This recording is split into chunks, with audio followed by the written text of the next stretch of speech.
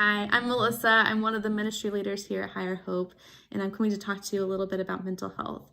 May is actually Mental Health Awareness Month, and I couldn't think of a better time to talk about it, especially as we're going through this time of isolation from friends and family, job loss. I mean, you name it, we're going through it right now. I'm so thankful that more and more people are talking about mental health and not afraid to talk about mental health so that people can eventually find the help that they desperately need. It's said that anxiety is actually becoming a childhood epidemic. 1 in 4 of our children will be diagnosed with anxiety. Girls are twice as likely to be diagnosed with anxiety.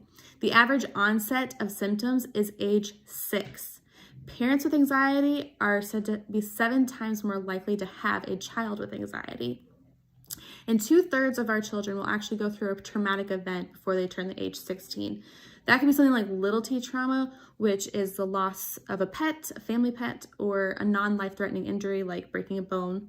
Or they could go through something called big T trauma, which is more like a life-threatening injury, or the loss, death of a significant relationship, and of course, sexual violence.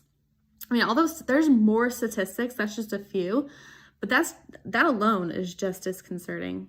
I'm actually one of those kids. I started developing symptoms of anxiety, and I was eventually diagnosed with general anxiety disorder and depression when I was in my teens. I am so thankful that my parents were extremely supportive and proactive in getting me the help that I need. It's still something that I walk through and struggle through to this day, but I've developed so many tools. I know the signs when I see them, and I'm able to cope with support with those tools and also some help from doctors. Our young people are actually bombarded with way more than we ever were. This includes the pressures of technology, social media. They have more access to information than we ever were before. Technology is literally attached to them all the time, and their schedules are packed full. More than ever, I think it's important that we start noticing the signs in our young people so that we can help support them and walk through these times of worry with them so that it doesn't develop into something bigger. And if it is something bigger, that we get them the help that they need. There are so many resources available, and I'm thankful that the awareness has continued to grow more and more. Just to give you a few practical tools that you can start using today for you, yourself, or your kids as they begin to worry about something. One of the things is sometimes we just need to calm our bodies down and become a little bit more present in the moment.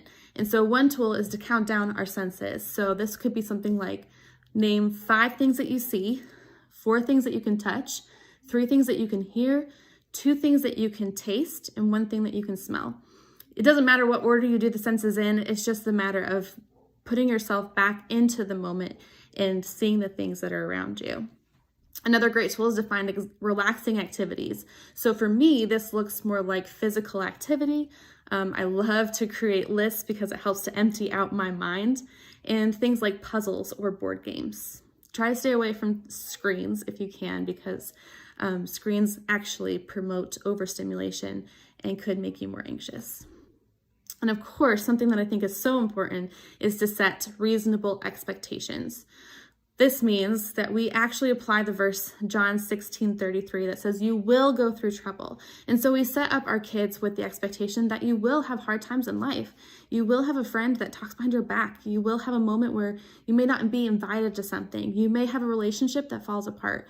You may fail, and that's okay. And we tell them those things so they have a good foundation. And then we remind them that they have the hope of Jesus. Jesus has overcome that world. And so just to apply that into their life to help a good foundation so that even when they do come up against trouble, they're ready for it and aware of it and can conquer it.